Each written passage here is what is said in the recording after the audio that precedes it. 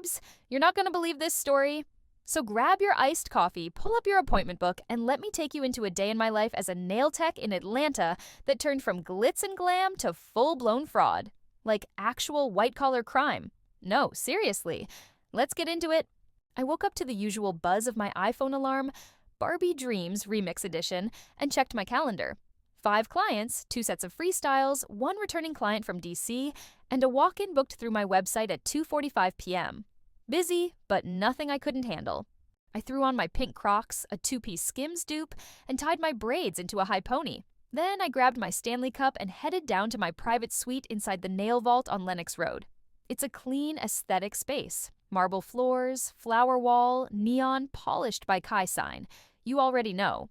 First client of the day, Miss Angela Banks, financial advisor. Always tips in cash, always wants rich girl nudes with chrome. But today she looked nervous, kept checking her phone. While I was shaping her coffin tips, she said, "Kai, if anyone ever asks, I paid you with Zelle, okay?" I blinked. "What you mean?" I laughed, thinking it was a joke. She smiled too quickly. "Just in case, for taxes." But something felt off. So I get a notification from my NailBiz bank account. A $4,200 deposit from someone named Lux Core Solutions, LLC. Mind you, I don't do bridal packages or anything that expensive. I checked my booking site. Nothing matched that amount. Then I got a DM. "Hey, just sent the deposit for the corporate spa day package. Excited to work with you. Real Coach Trina babes." I don't offer corporate spa days. I was so confused. In walks this tall, beautiful woman with red bottoms, a platinum blonde bust-down, and a folder. Not a purse, not a tote, a whole manila folder. She introduces herself as Coach Trina, brand strategist, and says she wants a quick gel mani while we talk numbers. While I'm working, she starts asking weird questions. "Do you have an LLC? Do you use Square or Stripe? Do you need help increasing your monthly income legally but creatively?" My scam radar was tingling. She says she works with beauty bosses to flip their invoices by partnering with finance coaches. That all I had to do was agree to a few fake transactions to make my business look more profitable.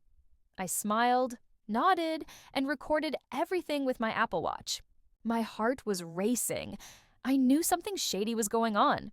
I texted my homegirl Nia, who works at a credit union. She looked up Lux Core Solutions LLC and boom, red flag city.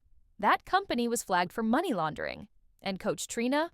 Real name, Latricia Daniels. Currently under investigation for PPP loan fraud and fake business grants. But here's the twist, sis. 1 week later, I was sitting in court. Not as a suspect, but as a witness. Turns out, Angela Banks, my rich girl nude client, was laundering stolen funds through small businesses like mine using fake Zelle receipts and Trina's shell companies.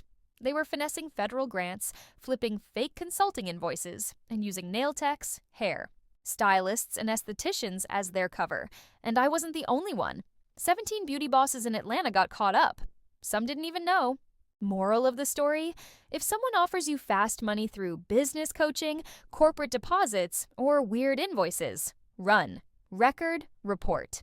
Because babes, 1 minute you're filing nails and listening to SCA, and the next, you're in a federal courtroom explaining why there's $4,200 in your account from a ghost company. Stay polished, stay protected, and keep it real. After the court testimony, things quieted down for about a week. I deep cleaned my suite, updated my booking site to require deposit verification, and even went live on Instagram to warn other beauty pros. But then I noticed something weird. That $4,200, it had never been reversed. In fact, 2 more strange deposits showed up under different business names, Crown Legacy Consulting and Gold Credit Group. I called my bank immediately, and the rep said the funds were cleared and verified. But when I asked to trace the origin, the line went dead. Like literally. Call dropped.